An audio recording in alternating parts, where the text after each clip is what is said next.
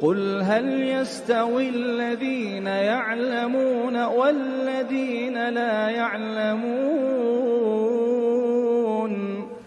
السلام علیکم ورحمۃ اللہ وبرکاتہ۔ الحمد للہ رب العالمین والعاقبۃ للمتقین والصلاة والسلام علی اشرف الانبیاء والمرسلین نبینا محمد وعلی آلہ وصحبہ اجمعین ومن تبعہم بإحسان الی یوم الدین، اما بعد۔ آج فقہ کا 10واں سبق ہے۔ اس سبق کے اندر ہم انشاءاللہ غسل کے احکام کو جاننے کی کوشش کریں گے، اور اس درس میں ہم دیکھیں گے کہ غسل کا شرعی حکم کیا ہے، غسل کسے کہتے ہیں، غسل کو واجب کرنے والی چیزیں کون سی ہیں، غسل کے اندر جو واجبات ہیں وہ کون کون سے ہیں، اور غسل کی سنتیں کیا ہیں۔ قبل اس کے کہ آج کا درس ہم شروع کریں، پچھلے درس کا ہلکا سا ریویژن کر لیتے ہیں۔ پچھلے درس میں ہم نے مسح کے احکام پڑھے تھے، جو کہ ایک بہت ہی اہم باب ہے، اور اللہ رب العالمین نے اس شریعت کے اندر انسانی ضروریات کی تمام چیزوں کو، بلکہ ان کی طبیعتوں کا بے حد خیال کیا ہے، اور ہمارے اور آپ کے لیے شریعت کو اتنا آسان بنایا ہے کہ کسی بھی مسلمان کے لیے، بلکہ کسی بھی انسان کے لیے شریعت کو اپنانے اور اس پر عمل کرنے کے اندر کوئی دقت نہیں ہوتی۔ غسل جو کہ آدمی فطرتاً غسل کرتا ہے، اپناتا ہے، لیکن ہماری شریعت کے اندر اسے طہارت کا ایک باب قرار دیا گیا ہے، اور بتلایا گیا ہے کہ غسل ہم کیسے کریں، غسل کی بہترین صفت کون سی ہے، غسل کے اہم پارٹس کون سے ہیں، کون سی چیزیں اس کے اندر سنت ہیں، اور کن چیزوں سے غسل واجب ہوتا ہے۔ قبل اس کے کہ ہم زیادہ تفصیل میں جائیں، سب سے پہلے ہم دیکھ لیتے ہیں کہ غسل کہتے کسے ہیں۔ غسل لغت کے اندر کہا جاتا ہے کہ تعمیم البدن بالماء، کہ عمومی طور پر بدن پر پانی بہانا۔ شرعاً کہا جاتا ہے غسل هو التعبد للہ تعالی بتعمیم البدن بالماء، کہ بدن پر عام طور سے پانی بہا کر کے اللہ رب العالمین کی عبادت کرنا، کیونکہ غسل طہارت کا ایک باب ہے، ایک چیپٹر ہے، ایک قسم ہے، اور ہم غسل اس لیے کرتے ہیں تاکہ اللہ رب العالمین کی عبادت کر سکے۔ تو یہ غسل ہماری شریعت کے اندر اللہ رب العالمین کی طرف تقرب کا ایک ذریعہ ہے۔ غسل کا طریقہ کیا ہے؟ غسل کی کیفیت احادیث کے اندر موجود ہے۔ 2 کیفیتیں ہیں، ایک واجب ہے، ایک مستحب ہے۔ واجبی جو طریقہ ہے اس کا بھی ذکر ہے، اور مستحب جو طریقہ ہے اس کا بھی ذکر حضرت عائشہ رضی اللہ تعالیٰ عنہ اور حضرت میمونہ رضی اللہ تعالیٰ عنہ کے حدیث کے اندر موجود ہیں، اور دونوں طریقے درست ہیں۔ ایک غسل کا طریقہ تو یہ ہے کہ ہم سب سے پہلے اپنے دونوں ہتھیلیوں کو گٹوں تک دھلیں اور شرمگاہ کو صاف کریں، اس کے بعد پھر وضو کریں جیسے کہ نماز کے لیے وضو کیا جاتا ہے، یعنی کمپلیٹ وضو کر لیں۔ اس کے بعد پھر اپنے سر پر 3 بار پانی ڈالیں اور پھر پورے بدن پہ ڈالیں۔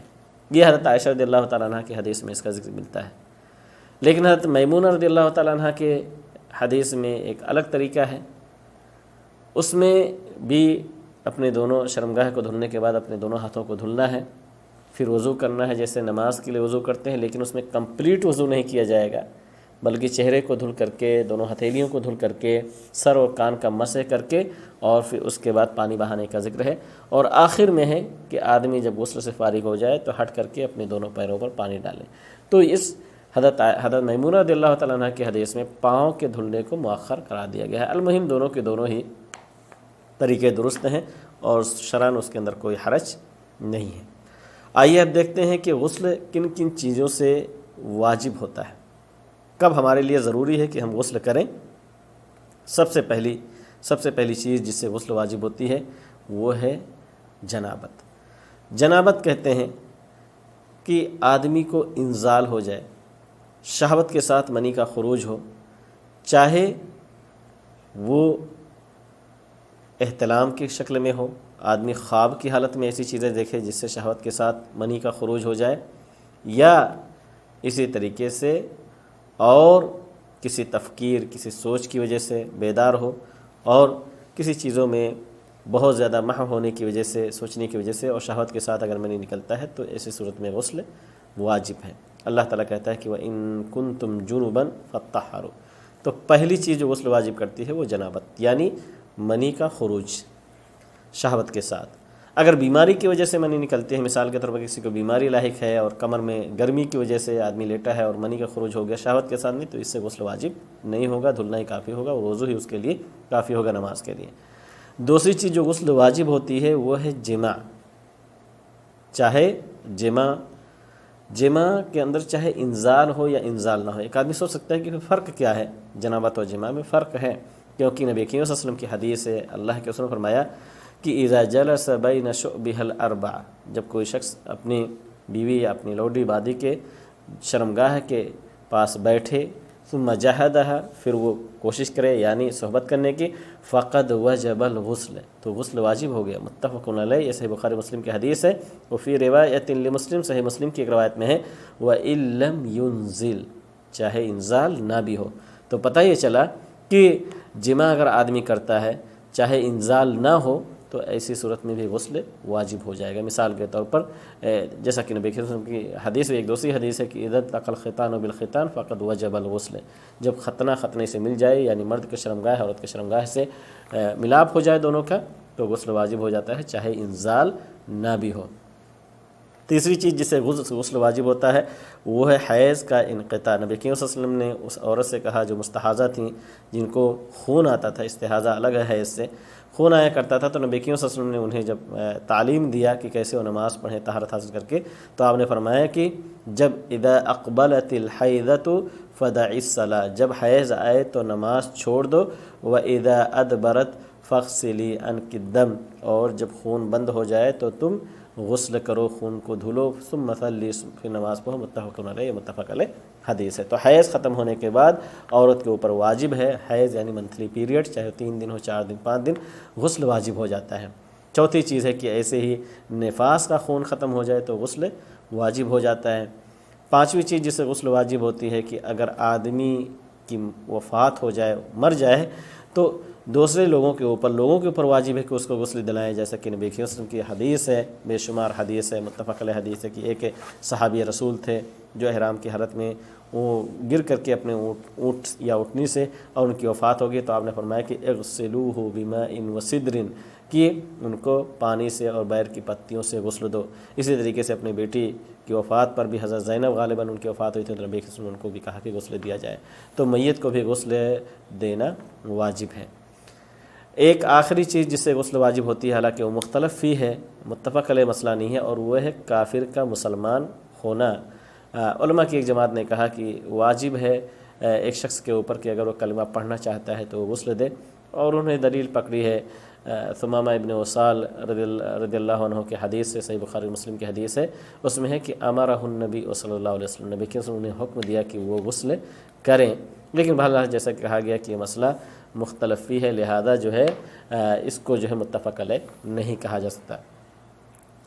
آئیے اب دیکھتے ہیں کہ غسل کے اندر واجب کون کون سی چیزیں ہیں۔ آدمی جو غسل کرے تو مین چیزیں کیا ہیں؟ ظاہر سی بات ہے، سب سے پہلی چیز تو نیت ہے، بغیر نیت کے تو کوئی بھی عبادت ہوتی نہیں، انما الاعمال بالنیات، لہذا صحیح اور راجح قول یہ ہے کہ اگر کسی شخص کے اوپر غسل واجب ہو اور وہ اس کی نیت نہ کرے، اس کو خیال ہی نہ ہو، یاد ہی نہ ہو، مثال کے طور پر کسی کے اوپر غسل جنابت ہو اور یاد نہیں ہے، اس نے غسل کر لیا، بعد میں یاد آیا کہ یہ تو میں نے مستحب غسل کیا ہے، میرے اوپر تو واجبی غسل تھا، تو اسے غسل کا اعادہ کرنا پڑے گا۔ یا اسی طریقے سے ایک آدمی اگر دریا میں گر گیا یا تالاب میں گر گیا اور پورا بدن بھیگ گیا، تو ایسا نہیں کہ اس کا غسل وہ کافی ہو جائے گا غسل جنابت کے لیے یا واجبی غسل کے لیے، اسے غسل کرنا پڑے گا۔ تو نیت کرنا، پورے جسم کو دھلنا اور اس میں غرارہ کرنا، ناک میں پانی ڈالنا بھی شامل ہے، اور بالوں کے اندر خلال کرنا. تو یہ واجبات الغسل میں سے ہیں. سنت کیا ہے غسل کے اندر؟ کہ آدمی لفظ بسم اللہ کہے، یعنی بسم اللہ، اور اس کے بعد جو ہے دونوں ہتھیلیوں کو 3 بار دھلے. یہ غسل کی سنتوں میں سے ہے.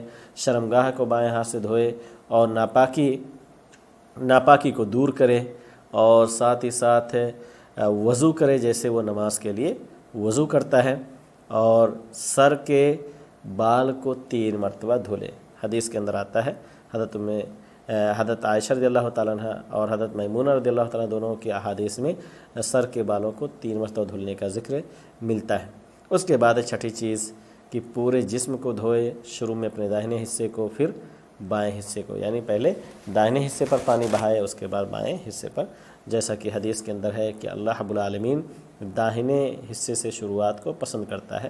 احادیث میں بے شمار چیزوں کا ذکر ملتا ہے کہ آدمی داہنے سے اسٹارٹ کرے، یہاں تک کہ احادیث کے اندر کہ کپڑے اگر وہ پہنتا ہے تو پہلے داہنے آستین کو ڈالے، مسجد میں اگر جاتا ہے تو پہلے داہنے پیر کو ڈالے، یا اسی طریقے کھانا کھائے تو داہنے ہاتھ سے کھائے.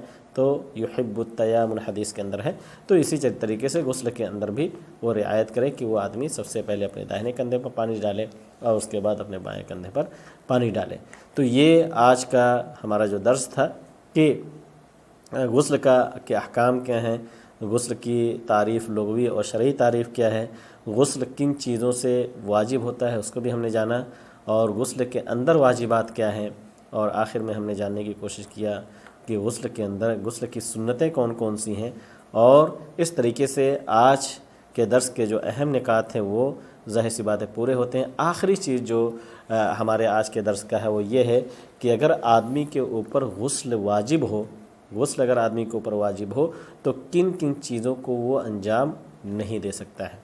تو اس میں سے سب سے پہلی چیز تو یہ ہے جو بالکل متفق علیہ ہے، وہ یہ ہے کہ آدمی نماز نہیں پڑھ سکتا. اللہ کے رسول صلی اللہ علیہ وسلم کی حدیث ہے کہ نماز بغیر طہارت کے، یعنی بغیر وضو کے، اللہ رب العالمین کی بارگاہ میں قابل قبول نہیں ہے. یہ متفق علیہ ہے، اس میں کسی کا کوئی اختلاف نہیں ہے.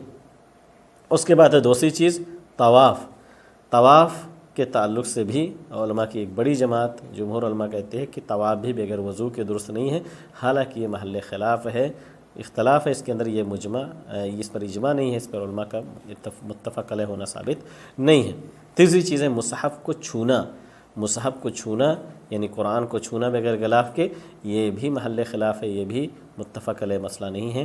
اور چوتھی چیز جس کے اوپر غسل واجب ہو نہیں کر سکتا، وہ جنوبی آدمی کے لیے ہے. جنوبی یعنی جس کے اوپر جنابت کا غسل ہو، چاہے وہ احتلام ہو جائے چاہے صحبت ہو، تو ایسی صورت میں وہ قرآن نہیں پڑھ سکتا. قرآن کیونکہ جنابت کا جو مرحلہ ہے بہت ہی شارٹ مرحلہ ہے، آدمی غسل کر لے 10 منٹ 5 منٹ کے اندر فارغ ہو جائے، تو قرآن پڑھنا بھی درست نہیں ہے ایک جنوبی مرد کے لیے یا جنوبی عورت کے لیے. البتہ حیض والی عورت ہو یا نفاس والی عورت ہو تو ایسی عورت کے لیے جائز ہے کہ وہ قرآن پڑھ سکتی ہے اگر بھولنے کا اسے خوف ہے، یا اسی طریقے سے وہ قرآن کی ٹیچر ہے تو بغیر ہاتھ میں لیے ہوئے ہی وہ قرآن کی ریڈنگ کر سکتی ہے، اس میں شرعاً کوئی قباحت نہیں ہے.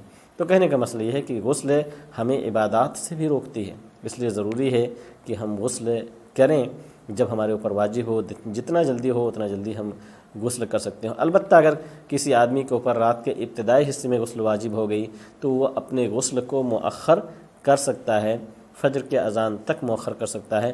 اللہ کے رسول صلی اللہ علیہ وسلم کے بارے میں آتا ہے کہ آپ صلی اللہ علیہ وسلم جب جنوبی ہوتے تھے، جب صحبت کرتے تھے بیویوں سے، امہات المؤمنین سے، تو اللہ کے رسول صلی اللہ علیہ وسلم وضو کر کے لیٹ جایا کرتے تھے، اور بسا اوقات آپ غسل فجر کے اذان کے بعد کیا کرتے تھے.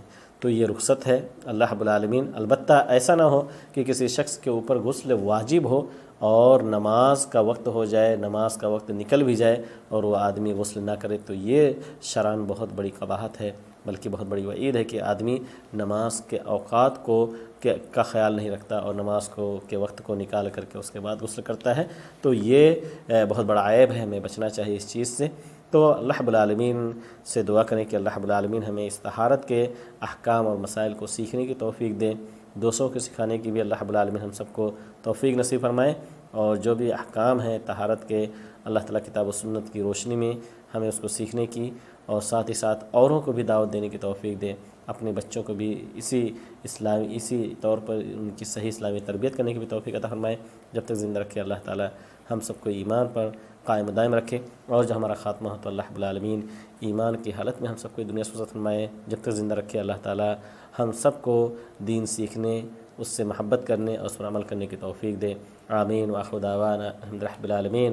السلام علیکم ورحمۃ اللہ وبرکاتہ۔ قل هل يستوي الذين يعلمون والذين لا يعلمون